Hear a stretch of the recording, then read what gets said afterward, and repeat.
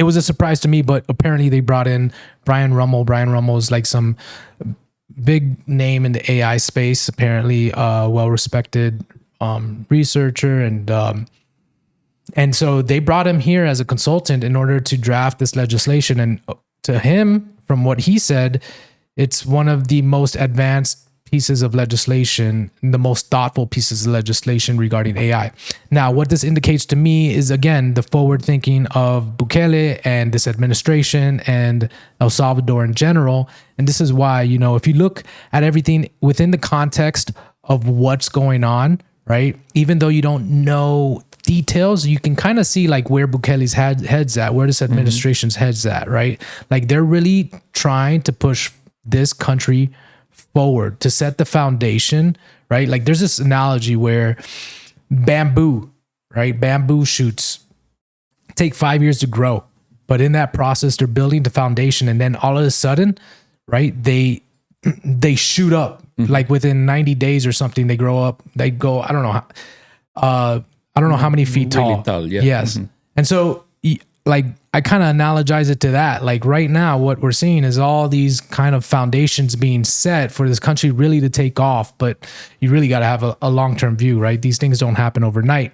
But yeah, apparently with this AI law, for me, when I look at that in the context of everything, even the IMF deal, you know, I have to give kind of Bukele the benefit of the doubt that he knows what he's doing. Yeah, me too. And the way I see it is like the progress is not just one straight line up forward, you know, like it takes some reorganization, rethinking, organizing while you go at it. So like you said, this AI promotion law is part of an overall strategy that the government is playing to have it right. And yeah, it's part of it. So maybe we can go into what we know about the law. Let's talk about it. Is it on screen here? Yeah.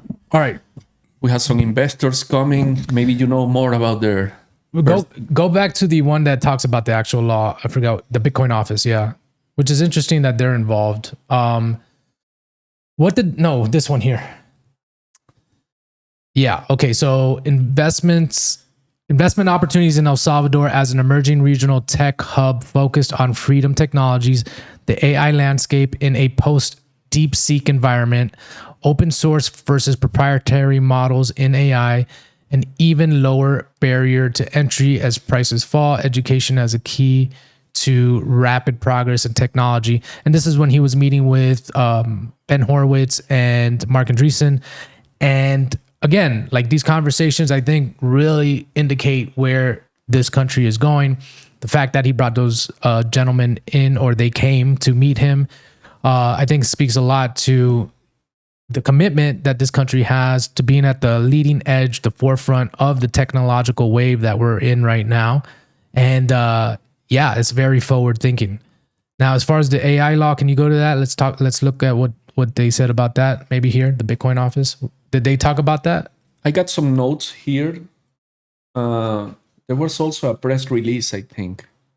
Let me read this. In alignment with President Bukele's policy of economic liberty, the government of El Salvador has passed AI legislation designed to provide both regulatory clarity and certainty for the industry, including for the development and innovation of open source models. And then it goes into all the details there, but I don't want to get into that on this show. But yeah, again, and it's interesting too, because it goes back to Bukele's hands-off approach to government, right? He let others to do the work for him in a way. Well, no, I don't want to say more like so that, like, hey, embracing open source, embracing decentralized models, and so forth. And like, again, when I look at all of that, it's again hard for me to not give Bukele the benefit of the doubt in terms of other things that he's doing, you know, that don't really align with that. Yeah, you know, he always says that whenever he takes a decision, he has to confront being criticized. But times give him the reason, you know. That happened with safety measures, with security in the country. That happened with Bitcoin in the beginning, not now. But it could happen in the same way with many other things. Like he was talking about the the airports and all the public buildings he has built, people laugh at him like, no, that's just a render, that's just a project. It's not gonna be real. So he has showed that he is executing, and time gives him the reason. So, like you say, we're gonna give him the benefit of the doubt. See if this AI law and other things come up and to being real.